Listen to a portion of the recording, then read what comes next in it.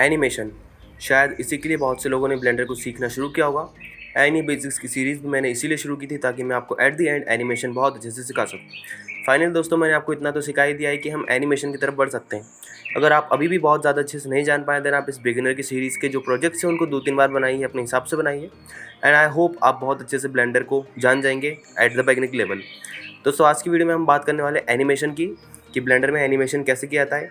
बहुत ही बेसिक सा एक एनिमेशन बनाने की कोशिश करेंगे, जो कि अभी मैं आपको दिखाने वाला हूँ। एंड इस तरह का एक फ़ैन का एनिमेशन बनाने की कोशिश करेंगे, जिससे आपको बेसिक्स पता चलेंगे कि ब्लेंडर में आखिर बेसिकली ब्लेंडर में जिससे आपको ये पता चलेगा कि बेसिकली एनिमेशन को कैसे किया जाता है, इसका कॉन्सेप्ट क्या होते हैं एंड इसके टूल्स क्या होते हैं।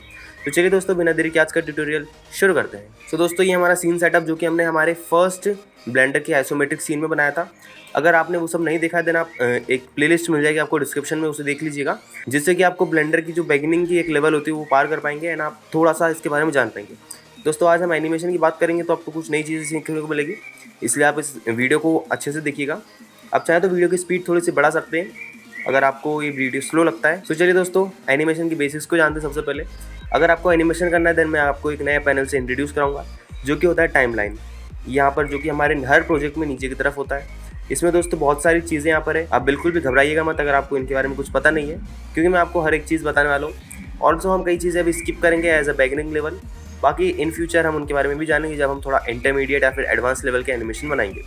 चलिए दोस्तों, शुरू करते हैं एक चीज़ को जानना। सबसे पहले तो ये ड्रॉप डाउन होता है, जिससे आप किसी भी पैनल पे यहाँ पर स्विच कर सकते हैं, जो कि मैंने आपको पहले भी बताया।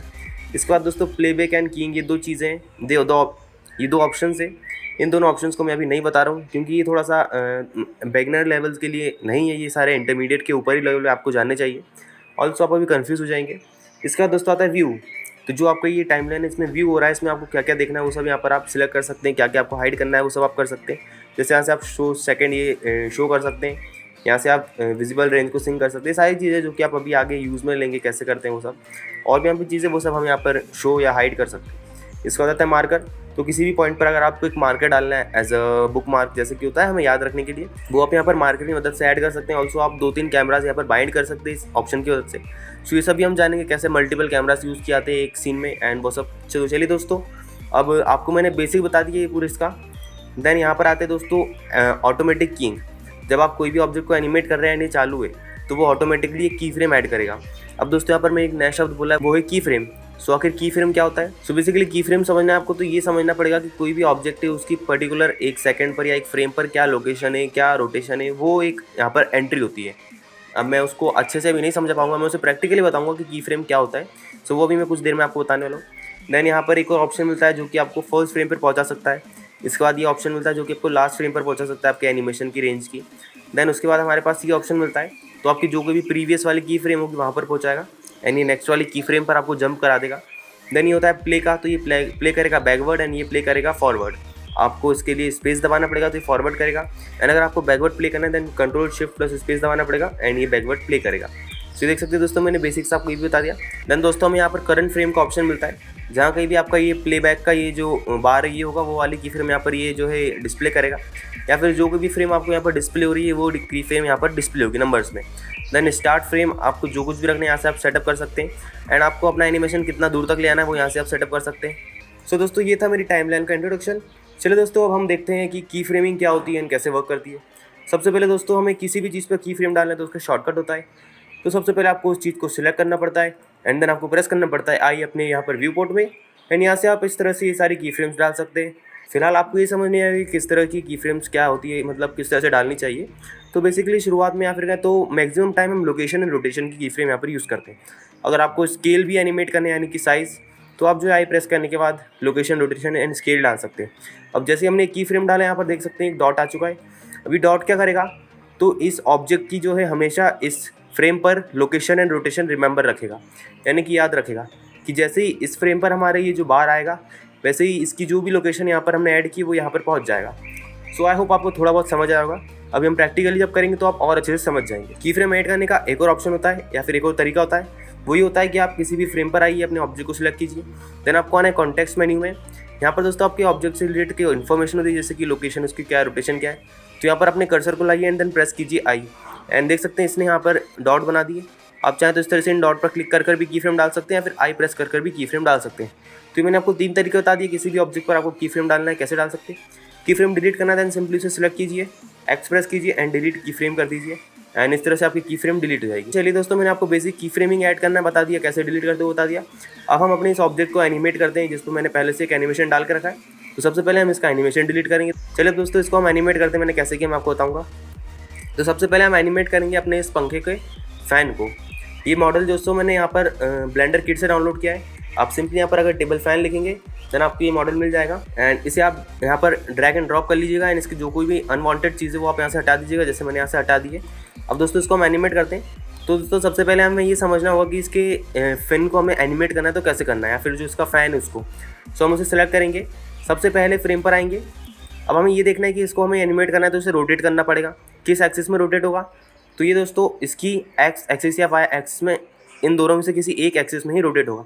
अभी मुझे नहीं पता है, सपोज कीजिए, क्योंकि ये कुछ इस तरह से, तो मैं एक बार प्रेस करूँगा आर, देन मैं प्रेस करूँगा 2 बार एक्स एंड इसे रोटेट करके देखूंगा एंड मुझे पता चल जाएगा कि ये एक्स एक्सिस में ही रोटेट होगा। अगर मैं यहाँ पर वाई के साथ ट्राई करता हूँ तो ये देख सकते हैं कुछ इस तरह से रोटेट हो रहा है, जो कि मुझे नहीं करना है।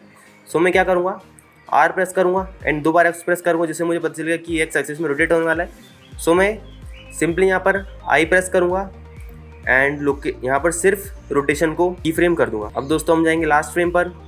लास्ट फ्रेम पर आने के बाद फिर से मैं प्रेस करूँगा आर, देन मैं प्रेस करूँगा 2 बार एक्स एंड इस तरह से कुछ टाइम्स रोटेट कर दूंगा। बहुत ज़्यादा कर सकता हूँ, जितना आप चाहें उतना कर सकते हैं एंड देन आई प्रेस कीजिए एंड देन रोटेशन पर ऐड कीजिए। अब इसे हम प्ले करके देखते हैं तो देख सकते हैं रोटेट हो रहा है। फायदा भाई ये मेथड जो मैंने बताया आपको थोड़ा सा लेबर वर्क हो सकता है, यानी कि थोड़ा सा मेहनत वाला काम हो सकता है। तो एक और आसान तरीका बताता हूँ मैं आपको। आप सिंपली यहाँ पर अपने कॉन्टेक्स्ट मेन्यू में आइए। यहाँ पर आपको पता है एक्स एक्सिस में इसे हमें एनिमेट करना है, तो आप सिर्फ यहाँ पर पहले तो 0 कर दीजिए रोटेशन, देन यहाँ पर एक की फ्रेम ऐड कीजिए, देन आप लास्ट फ्रेम पर जाइए, देन यहाँ पर कुछ इनपुट कीजिए नंबर। मैं यहाँ पर 36,000 इनपुट कर रहा हूँ एंड देन मैं यहाँ पर एक की फ्रेम ऐड कर देता हूँ। अब दोस्तों हम इसे प्ले करके देखते हैं। सो ये देख सकते हैं दोस्तों कितना बढ़िया तरह से ये जो है रोटेट होने लगा है, या फिर कहें तो चलने लगा है हमारा फ़ैन। अब दोस्तों नेक्स्ट हमें क्या करना है, इसे इस तरह से 45 डिग्री या 90 डिग्री कुछ एंगल पे घुमाना है। तो उसके लिए हम क्या एनिमेट करेंगे, तो उसके लिए हम एनिमेट करेंगे इस वाले हिस्से को। बट सबसे पहले आपको क्या करना पड़ेगा, इस फैन को एंड इस केज को, इन दोनों को इससे पेरेंट करना पड़ेगा, जिससे कि इसका जो भी मूवमेंट होगा वो इन दोनों पर भी अफेक्ट करेगा। सो आप सबसे पहले इन दोनों को सिलेक्ट कीजिए, देन फाइनली इस वाले पार्ट को सिलेक्ट कीजिए एंड कंट्रोल पी प्रेस कीजिए एंड ऑब्जेक्ट की ट्रांसफर पर क्लिक कर दीजिए एंड ये पेरेंट हो जाएगा। अब जब आप इसे रोटेट करेंगे किसी भी एंगल में तो ये दोनों भी रोटेट होंगे। अब हम इसे कैसे रोटेट करेंगे, हमें एनिमेशन किस एक्सिस में डालना है, तो हमें एनिमेशन डालना है रोटेशन का जेड एक्सिस में। सो आप इसे सिलेक्ट करेंगे एंड पहला हम जो भी एक पोजीशन सेट करेंगे इसकी रोटेशन का, रोटेट करके जेड एक्सिस में, देन हम आई प्रेस करेंगे या फिर तो यहाँ से हम रोटेशन का एक की फ्रेम ऐड कर देंगे, या फिर सिंपली यहाँ पर आकर जेड एक्सिस पर एक की फ्रेम ऐड कर देंगे, क्योंकि हमें पता है इसे जेड एक्सिस में हमें रोटेट करना है।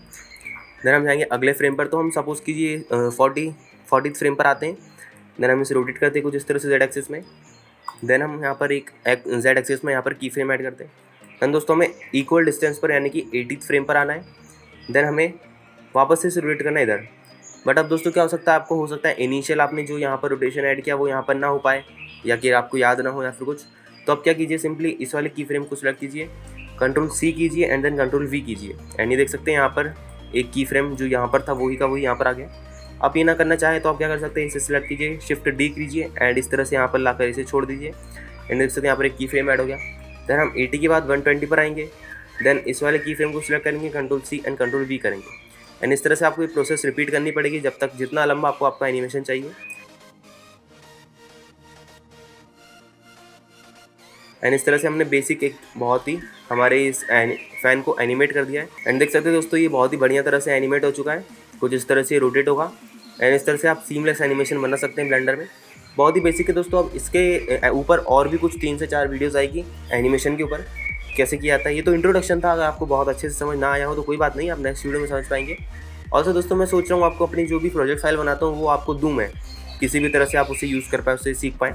तो आप मुझे बताइए अगर आपको मेरी प्रोजेक्ट फाइल्स चाहिए तो मैं उन्हें कैसे दे सकता हूँ। इधर दोस्तों अगर आप मुझे सपोर्ट करना चाहते हैं थोड़ा सा भी फाइनेंशियली, तो मैं पेट्रेन पर डाल दूँगा, वहाँ पर आप मेंबरशिप ले सकते हैं, सो दैट मैं थोड़ा अपने चैनल के लिए एसेट्स खरीद सकूँ खुद से एंड अपने एनिमेशंस, अपने वीडियोज़ को और अच्छा और इंटरैक्टिव और बहुत बढ़िया बना सकूँ। जैसा जो कहेंगे आप, मैं आप चाहे तो फ्री में भी मैं आपको दूंगा, बिल्कुल कोई दिक्कत नहीं है। बट अगर आप मुझे सपोर्ट कर सकते हैं देन बताइएगा, हम उसे भी शुरू करेंगे। एंड इसी के साथ आज का ट्यूटोरियल एंड करते हैं। मिलता हूँ नेक्स्ट वीडियो में, जब तक keep watching, keep learning and bye bye.